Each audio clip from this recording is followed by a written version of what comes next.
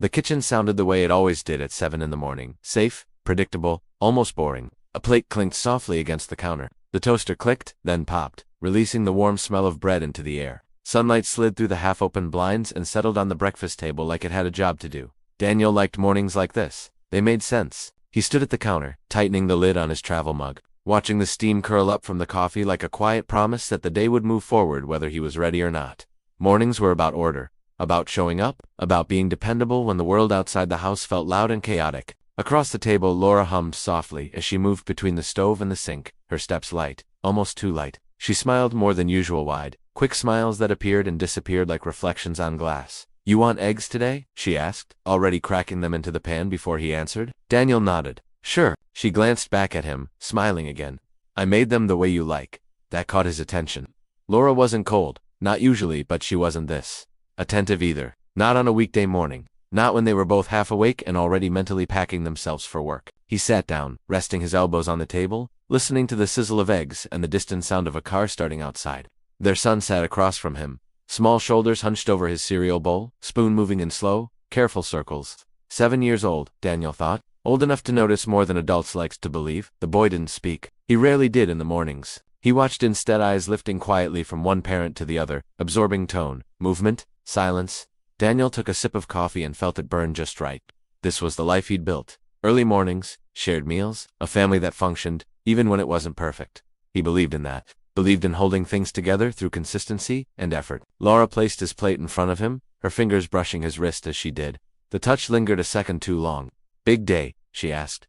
"Always," he replied. She laughed softly, but there was tension in it, like a string pulled too tight. Daniel noticed then that her phone sat face down near the edge of the counter. Laura was rarely careless with it. She was the type who kept it within reach. Screen up, notifications lighting it like a second heartbeat. Today, it was silent, hidden. Daniel didn't say anything. He rarely did when his instincts whispered instead of shouted.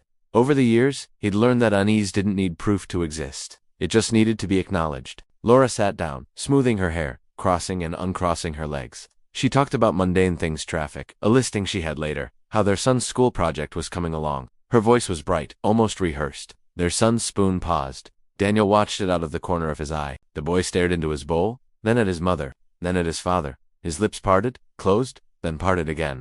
"Eat your cereal," Laura said quickly, a little too quickly. The boy nodded but didn't move. His fingers tightened around the spoon. Something tightened in Daniel's chest. The room felt smaller suddenly, the sunlight harsher. Even the toaster seemed too loud as it clicked back down. "Hey," Daniel said gently, looking at his son. "You okay, buddy?" The boy swallowed. His eyes lifted, not to his father, but to his mother. Laura's smile faltered, just for a moment, before she forced it back into place. "Finish breakfast," she said, her voice thin. The boy hesitated. Then he looked at Daniel. Softly, carefully, like he was afraid of breaking something fragile. He asked, "Mom, should I tell Dad what happened last night?" For a moment, nothing moved. The words hung in the air like smoke, thick and impossible to breathe through. Daniel felt time slow, then stretch, then almost stop altogether. The hum of the refrigerator faded. The distant traffic outside dissolved into nothing. All he could hear was his own heartbeat, heavy and loud in his ears, like it was trying to warn him of something his mind hadn't caught up to yet. What happened last night? Laura's spoon slipped from her fingers and clattered against the table, the sound sharp and sudden. She laughed immediately, too fast, too high as she reached to pick it up. "Sweetheart, what are you talking about?" she said, her voice light but trembling underneath. "You must have had a bad dream." Daniel didn't look at her. He couldn't, not yet. His eyes stayed on his son, who sat frozen in his chair, shoulders drawn in, eyes wide like he'd already realized. He'd said something he wasn't supposed to say. "It's okay," Daniel said gently. His voice surprised him with how steady it sounded. "What do you mean, buddy?" Laura straightened quickly. "Daniel, he's just confused. Kids imagine things all the time." Her words tumbled over each other, rushed and unconvincing. The boy swallowed. He glanced at his mother again, then back at his father, as if weighing which truth was safer to tell. "I woke up," he said quietly. "It was dark, and I heard voices." Daniel's chest tightened. "What kind of voices?" he asked. Laura stood abruptly, her chair scraping the floor. "Enough," she said, forcing a smile. "He doesn't need to, Laura," Daniel said softly, still not raising his voice. "Let him talk." The boy's hands trembled as he rested them on the table. "It wasn't the TV," he continued. "It was talking, and laughing." Daniel felt something cold slide down his spine. "I thought it was you, Dad," the boy added. "But then I remembered you were at work." Laura shook her head. A quick, sharp movement. "You must have heard the neighbors, or the television downstairs." "There was a man," the boy said, almost in a whisper now. He wasn't you. The room felt like it had cracked open. Daniel inhaled slowly, deliberately, as if oxygen had suddenly become a limited resource. He stared at his son, memorizing every detail of the honesty in his eyes. The fear, the confusion. Children didn't carry lies like that. They carried memories. Laura laughed again, but this time it sounded brittle. "This is ridiculous," she said. "You're scaring him, Daniel. He's mixing up a dream with reality." The boy shook his head. "I wasn't asleep." Daniel finally looked at Laura. Her face had gone pale. Her smile was gone completely now, replaced by something frantic and exposed. Her phone buzzed on the counter, the sound slicing through the silence like a blade. She lunged for it and flipped it face down again, her movements sharp. Daniel looked back at his son. "Did you see anyone?" he asked. The boy hesitated, then nodded. "I saw shoes. By the door." Daniel closed his eyes for half a second. That was enough. Laura's voice rose. "This is insane. You're going to believe a child over your own wife." Daniel didn't answer. Inside, something was breaking, but something else was forming too. A clarity he hadn't asked for, but couldn't ignore. His son hadn't been protected from adult mistakes. He'd been forced into them. Forced to hear what he shouldn't have, to carry confusion he didn't deserve. Daniel pushed his chair back slowly, and stood. He walked over to his son and rested a hand on his shoulder. "Hey," he said quietly. "You did nothing wrong." The boy's eyes filled with tears. "I didn't mean to, I know," Daniel said. "You're okay." Behind him, Laura was crying now, her voice spilling into excuses, explanations, anger. Daniel heard none of it. Arguing wouldn't change the truth. Raising his voice wouldn't protect his child. Exploding wouldn't restore what had already been damaged. Silence would. Daniel straightened, his face calm, his decision already made. He would not fight. He would watch. The memory came back to Daniel slowly, like a door opening 1 inch at a time. The night before had been unremarkable, or so he'd thought. Another late shift. Another emergency call that couldn't wait.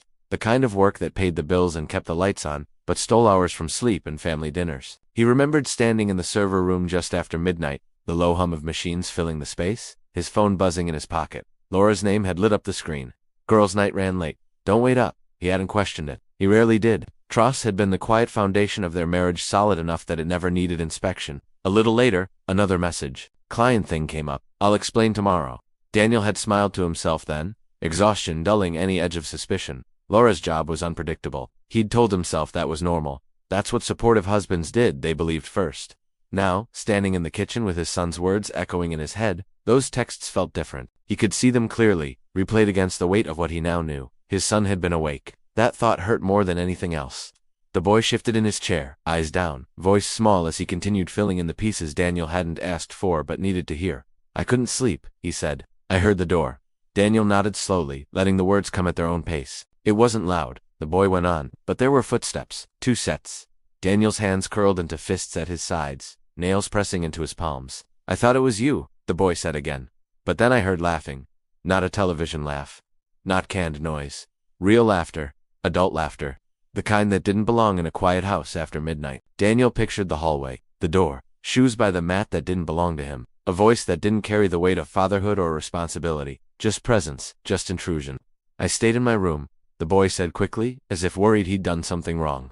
"I didn't go out." Daniel felt a rush of gratitude mixed with anger. Gratitude that his son had stayed safe. Anger that he'd needed to. Laura stood rigid by the counter, arms crossed now, her earlier panic hardening into denial. "This is all speculation," she snapped. "You're building a story out of nothing." Daniel didn't look at her. He didn't need to. He had the timeline. He had the excuses. He had the most honest witness in the room. The betrayal wasn't loud or dramatic. It wasn't caught in the act. It revealed itself quietly, through overlaps that no lie could perfectly cover. Late shift, text messages, a child awake when he shouldn't have been, a stranger's presence where safety should have been. Daniel felt something settle inside him, not rage, not disbelief, but acceptance. The kind that came when denial finally ran out of places to hide. He crouched beside his son, bringing himself down to eye level. The kitchen felt colder now, stripped of its morning warmth.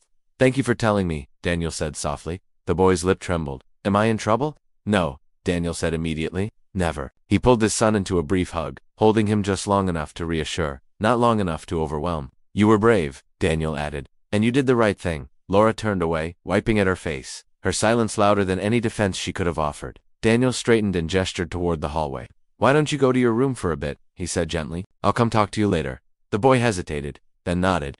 He pushed his chair back and walked away, small footsteps disappearing down the hall. Daniel waited until the door closed. Only then did he exhale. He didn't shout. He didn't accuse. He didn't demand explanations. The truth had already spoken, and he had just removed the one person who didn't deserve to hear what came next. The house felt different once their son was gone. Quieter but not peaceful. The silence carried weight now, pressing against the walls, against Daniel's chest. Laura broke it first. "You're really going to stand there and act like this?" she said, her voice sharp, like I'm some kind of criminal. Daniel didn't answer. He moved back to the table and sat down slowly, folding his hands in front of him. His calm seemed to irritate her more than anger ever could. "He's a child, Daniel," she continued. "Children exaggerate. They misremember, you know that." He nodded once.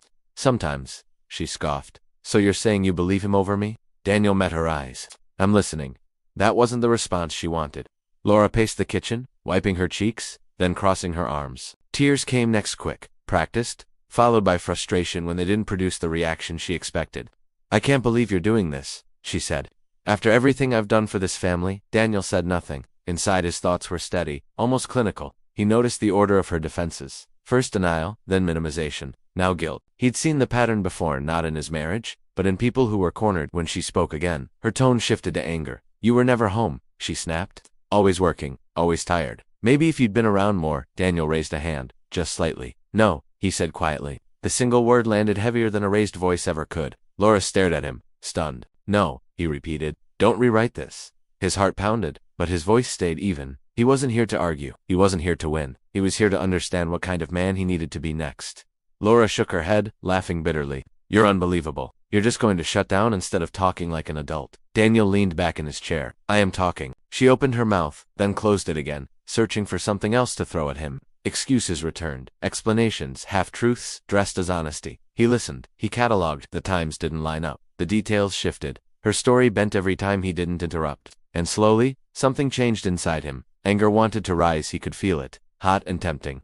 But dignity held him in place. He thought of his son, sitting alone in his room, probably blaming himself for telling the truth. He thought of the example he was setting right now. Men lost themselves when they let rage speak for them. He wouldn't be one of them. Laura eventually stopped talking. Silence stretched again, but this time it unsettled her. "Well," she demanded, "aren't you going to say something?" Daniel looked at her calmly. "I've heard enough." Her shoulders relaxed, just a little. Relief flickered across her face, subtle but unmistakable. She mistook his restraint for surrender. "I knew you'd understand," she said softly, stepping closer. "We can work through this. We always do." Daniel didn't pull away when she reached for his hand. He simply didn't respond. Understanding didn't mean acceptance. Inside, the decision had already taken shape, not fueled by bitterness, but by clarity. Love mattered. It always had. But not at the cost of self-respect. Not at the cost of teaching his son that betrayal was something to tolerate. Silence wasn't weakness. It was discipline. It was control. Daniel stood. "I need some air," he said. Laura nodded quickly. "Of course, take your time." He walked toward the door, feeling lighter with every step. The house behind him felt like a chapter closing. He didn't know when he would leave, but he knew one thing for certain now. When he did, it would be on his terms. Daniel knocked once before opening the bedroom door. His son sat on the bed with his back against the wall, knees pulled up to his chest, small hands wrapped around a toy car he'd owned since preschool. The room was quiet in the way only a child's room could be. Soft light, familiar posters, a sense of safety that suddenly felt fragile. "Hey," Daniel said gently. The boy looked up, eyes red. "Am I in trouble?" Daniel crossed the room in 3 steps and sat beside him. "No," he said immediately. "You didn't do anything wrong. Not one thing." The boy's shoulders shook as he let out a breath he'd been holding. "I didn't mean to get Mom in trouble," he whispered. Daniel closed his eyes for a moment. That sentence cut deeper than any accusation ever could. "You didn't get anyone in trouble," Daniel said, steady but soft. "You told the truth. That matters." The boy stared down at his toy, rolling it back and forth along the blanket. "I heard her crying," he said. "Is it my fault?" Daniel felt something twist painfully in his chest. Adult lies had a way of finding children even when no one invited them in. They slipped under doors, hid in walls, waited in the quiet. "No," Daniel said, firmer now. He placed a hand on his son's back. "What happened is, between adults, you don't carry that." The boy nodded slowly, but doubt lingered in his eyes. "I was scared," he admitted. "I didn't know if I should say anything." Daniel swallowed. "I'm glad you did." He thought about the night before his son awake when he shouldn't have been, listening to sounds that didn't belong in a child's world. It wasn't just betrayal between spouses. It was carelessness. It was choosing desire over responsibility. And the cost had landed on a 7-year-old's shoulders. Daniel pulled his son into a hug, holding him longer this time. The boy relaxed into it, his small body fitting icily against Daniel's chest, trusting him to keep the world steady. "I promise you something," Daniel said quietly. "You're safe. I've got you." The boy looked up. "Are things going to change?" Daniel considered the question carefully. Children deserved honesty, but not burdens. "Some things might," he said, "but I'll always be here. I'll always tell you the truth. And I'll never put you in the middle of something you shouldn't have to carry." The boy nodded, comforted by the certainty in his father's voice. Okay. Daniel stayed with him until his breathing slowed, until the tightness in his shoulders eased. Only then did he stand and smooth the blanket over him. Take a little rest, Daniel said. I'll be close. As he stepped back into the hallway, the weight of the situation settled fully on him. He thought of Laura in the kitchen, of excuses, of tears, of trying to protect herself first. And then he thought of his son, apologizing for telling the truth. The contrast was impossible to ignore. Children learned from what they saw, from what their parents tolerated, from what they stayed silent about. If Daniel stayed, if he accepted betrayal quietly and called it compromise, his son would learn the wrong lesson, that honesty caused pain, and lies were something to endure. That was not a legacy he was willing to leave. Daniel leaned against the wall and closed his eyes. Staying would be easier in the short term. Leaving would be harder. But only one choice protected his child, not just now, but in the years to come. And in that quiet hallway, with his son finally at peace behind a closed door, Daniel understood the truth with painful clarity. Walking away wasn't abandonment. It was protection. Daniel didn't announce his decision. He moved through the house slowly, deliberately, like someone closing a door without wanting it to slam. The afternoon light stretched across the hallway as he opened the bedroom closet and pulled down a small suitcase. He packed only what mattered: documents, a few clothes, his laptop. The rest he left untouched, as if it belonged to a life that had already ended. On the nightstand sat a framed photo of the three of them at the beach, their son grinning, sand clinging to his knees. Daniel picked it up, studied it for a moment, then set it face down. Some memories were meant to stay where they were. Laura appeared in the doorway. "What are you doing?" she asked, her voice tight. "Getting ready." Daniel said. "For what?" He folded a shirt carefully. "To leave." The word landed hard. Laura's composure broke instantly. "Daniel, wait please," she said, stepping closer. "We haven't talked this through." "We have," he replied calmly. She shook her head, panic rushing in. "You're overreacting. People make mistakes. We can fix this." Daniel zipped the suitcase halfway and looked at her. "Some things don't get fixed. They get learned from." Her eyes filled with tears. "What about our son? You're just going to walk out on him?" He met her gaze, steady and unflinching. "I'm walking out for him." That stopped her. Laura's voice softened, shifting again. "I was lonely," she said. "You were always working. I felt invisible." Daniel listened, but his expression didn't change. "Being lonely doesn't give you permission to betray us." She reached for his arm. "I'll do anything. Counseling, therapy. I'll cut off everyone. Just don't leave." He gently removed her hand. "Respect isn't something you beg for after it's broken." There was no anger in his voice, no satisfaction, just truth. "I loved you," Daniel continued, "but I won't teach my son that love means accepting dishonesty." Laura sank onto the bed, sobbing now, her words dissolving into apologies and promises that came too late. Daniel finished packing. He didn't rush. He didn't look back. Before leaving the room, he paused. "I'll be back later to talk about arrangements," he said. For him, she looked up, eyes red. "You're really doing this?" "Yes," he said.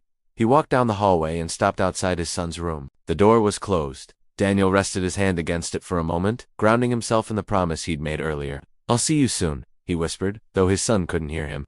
At the front door, Daniel slipped on his shoes and picked up his keys. Laura stood behind him, silent now, watching as the distance between them became permanent. He opened the door. Cool air rushed in. "Daniel," she said softly. He turned once. "Take care of him," he said.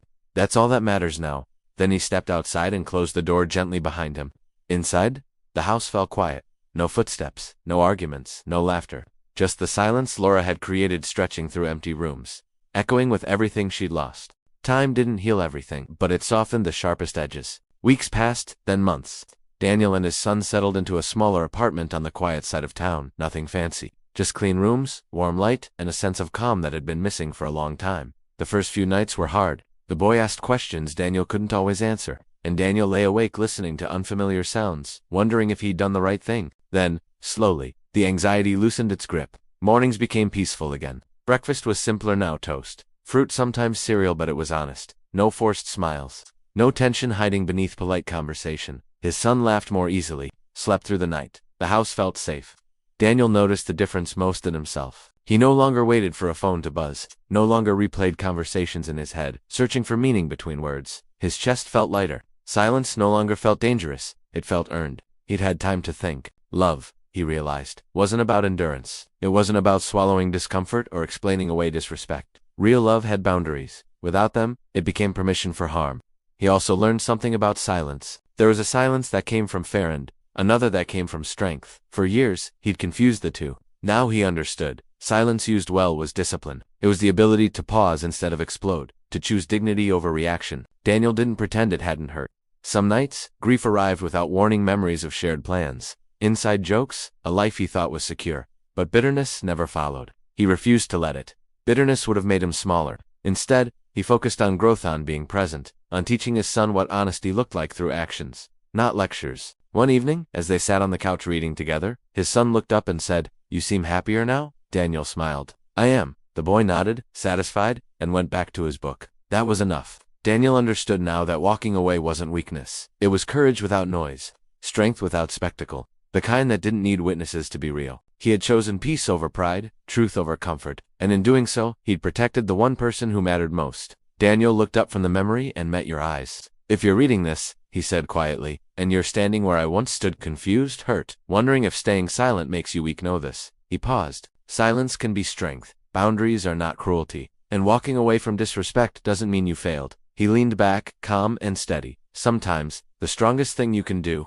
is choose yourself. I want you to imagine standing in a quiet kitchen, sunlight spilling across the floor, your child looking up at you with wide, honest eyes, and saying words that change everything. That's where I stood, not in anger, not in confrontation, but in a moment of raw clarity that no one else could give me. Love without honesty is betrayal. I didn't realize how deep that betrayal could cut until I saw it reflected in my son's confusion and fear. It wasn't just about me. It wasn't just about Laura. It was about the innocence of a child who shouldn't have to carry adult mistakes. And yet, there it was, hearing things he never should have, feeling emotions no 7-year-old deserves to feel. That moment crystallized a truth I had long avoided. Love, when mixed with lies, becomes poison. Silence isn't weakness. I spent years thinking it was. I thought being quiet meant I was passive, that I was letting life pass me by. But in that kitchen, I understood. Silence can be discipline. Silence can be a shield. It's the ability to pause, to observe, to measure before acting, not to run, not to hide, but to protect what matters most. My silence wasn't submission. It was strategy. It was about choosing dignity over rage, reflection over reaction. Children pay for adult lies.